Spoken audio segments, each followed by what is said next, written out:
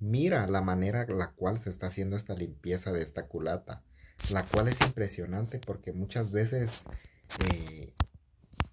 hay fugas de la culata o ya sea que también presenta fallas como pérdida de potencia en el motor, la cual a esto se debe por alguna posible fuga o lo que puedes ver acá. Es como en este torno con esta increíble herramienta, esta increíble máquina, se está haciendo la limpieza, la cual eliminando todo mal residuo que contiene esta culata, la cual es impresionante como podemos ver. También ahí se ven las válvulas, todo y